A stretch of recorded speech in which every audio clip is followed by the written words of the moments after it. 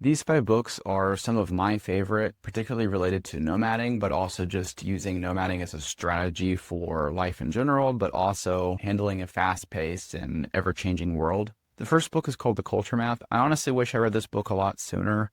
It especially focuses on how culture can change the workplace, especially if you have, let's say, an employee from Japan and then another one from the Netherlands and then one from America and one from India, but also just in general as a nomad, as someone who's on the ground in a certain location. Why is someone giving you directions in a particular way? And why is doing some things considered rude or disrespectful, but doing other things considered completely normal in Eastern countries, but then in Western countries, it's the exact opposite. I haven't read the book in a few years, but just talking about it, it makes me want to reread it again. So I do recommend it. It's a pretty good book. The next book is The Alchemist. This book is really well written. It's a fictional book about I think it's a young boy who travels between, I want to say, Iberian Peninsula and somewhere in Africa. The book's goal is sort of to give you a metaphor for life based off of this guy's journey. And it's really good at capturing some things that you do happen to go through if you are someone who travels a lot, or if you are someone who is trying to build a business or pursue your dreams in some way. The author does a really good job at sort of capturing things that happen in real life, but putting them into the book as small little stories or parts of stories that will motivate you, but also just realize, oh, I'm not the only person that's felt that before. It's also a fairly short book. It might take maybe 3 or 4 hours to finish it.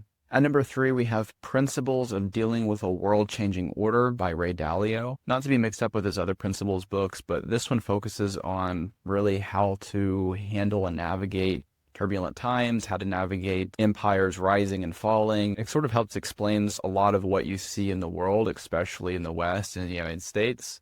And it gives some ways on how to handle that. And while this isn't inherently a nomad-related book, it does talk about the principles that you can use to deal with a world-changing order.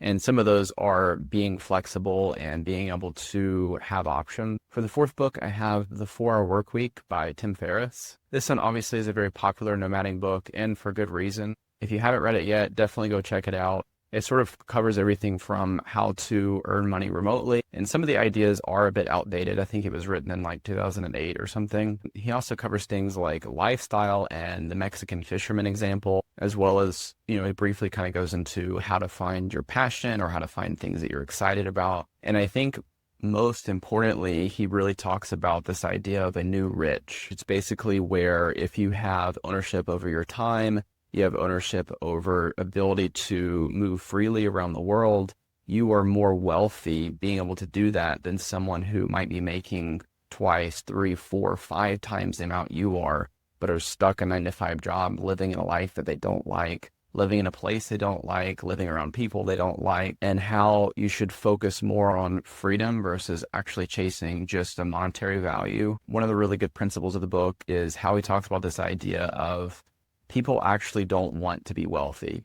People don't really care to have $1 million sitting in their bank account. They want to live a life that they think only $1 million can buy. And so if you approach life in that way, you realize it's not the money in the bank account that matters so much. It's more about the lifestyle that you actually want behind that, and how you can use nomading to sort of help fulfill that life by living in other countries that are less expensive, or even living in the same country. He sort of talks about how you can go after your dreams and goals more accurately if you don't think of money as the number one goal. The 5th book happens to be my all-time favorite across every category, and that is The Sovereign Individual. This book is also not really nomad focused specifically, but it really talks about how technology disrupts power. And you can look at how the catalyst of change in the past has often been technology, and how when you see new technological innovations, usually you see a disruption of power after that.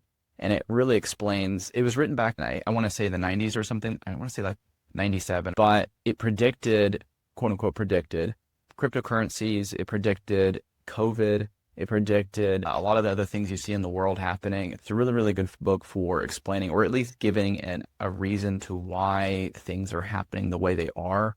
And it seems to be pretty accurate. One of the main premises of the book is talking about how technology can create sort of these individuals that you could consider sovereign, sort of like you see nation states today that are sovereign.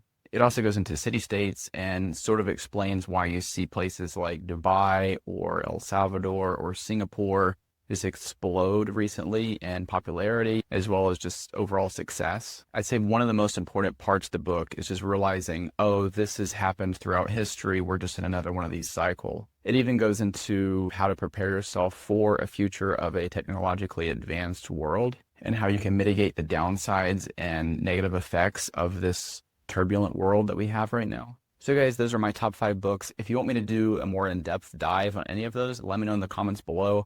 Also, if you have other books that you think I might enjoy or other people who watch this channel might enjoy, let me know in the comments below. If you like this video, please hit the thumbs up button, subscribe to follow me. I'm on my 9th year of digital nomading while I buy and build businesses that fund my lifestyle.